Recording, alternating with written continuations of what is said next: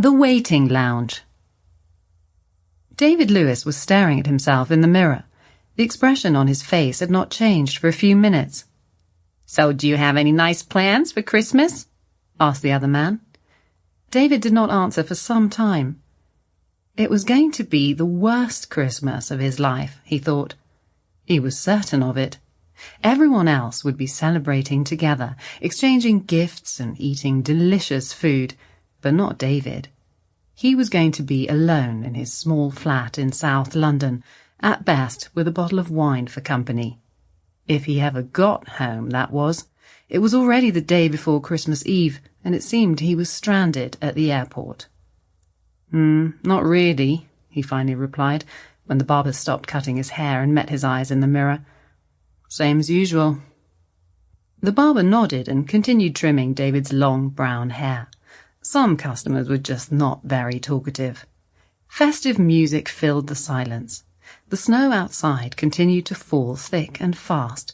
A soft, white blanket covered the ground. If the weather stayed like this, there was no chance of getting back to England. What a depressing thought. Spending Christmas at home alone was one thing, but being alone in a foreign country would be even worse.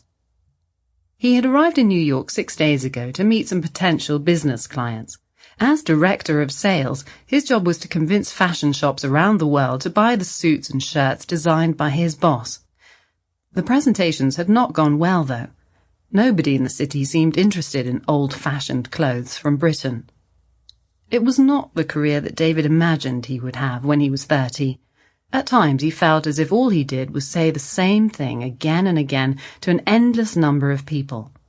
The money was not great either, but the main problem was that his work did not allow him to be creative. His boss, a dominant and short-tempered Italian called Gianmarco, insisted on making all the decisions. There were times when David wanted to drop everything and start again. After all, apart from his job, he no longer had any other commitments. No girlfriend, no close family, and no mortgage to pay. And how could he enjoy his job when he was told what to do all the time? He didn't want to go through life like a robot. Life was too short, and he was starting to get fed up with all these long business trips too. He had never been to New York before, and even after a week in the city, he had hardly seen anything. Work had taken up almost all of his time, and now he was stranded at the airport. Just his luck. After paying the barber $30 for his haircut, which seemed far too much, David stepped back into the airport concourse. The flight departures board still listed dozens of cities with the word "Sample complete. Ready to continue?"